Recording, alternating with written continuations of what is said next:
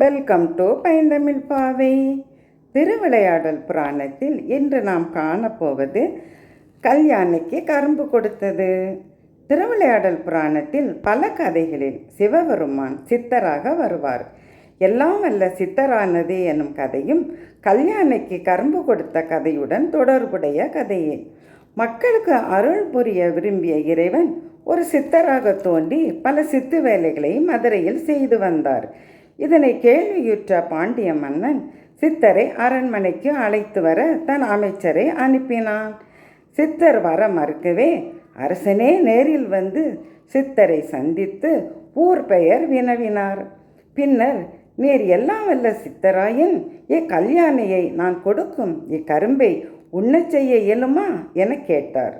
சித்தர் அக்கரும்பை வாங்கி கல்யாணிக்கு அளிக்க யானை உயிர் பெற்று கரும்பை தின்றதோடு அரசனின் கழுத்தில் இருந்த மாலையை பறித்ததும் காவலர்கள் யானையை அடிக்க கையை உயர்த்தினர்.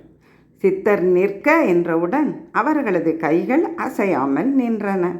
சித்தரது பெருமைகளை அறிந்த பாண்டியன் சித்தரிடம் பொறுத்தருள வேண்டினான். மீண்டும் சித்தர் கடைக்கண் நோக்க அவர்களது கைகள் இயங்கின.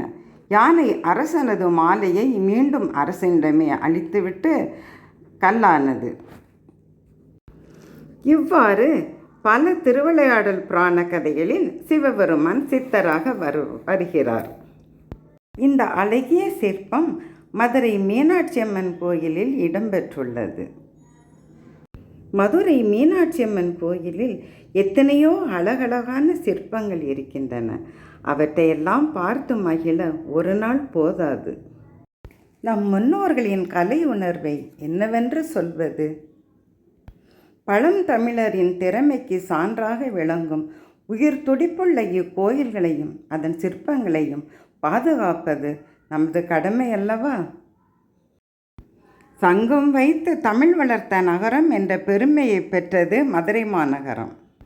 மதுரை மீனாட்சி சுந்தரேஸ்வரர் கோயில் நாயன்மார்களால் பாடப்பெற்ற தலமாகும். மீனை போல் கண் துஞ்சாது மதுரையை காத்து நிற்பவள் அன்னை மீனாட்சி. ஆலயம் வழிபடுவோம், ஆலயம் காப்போம். கவிஞர் தமிழ் மகள் லலிதா.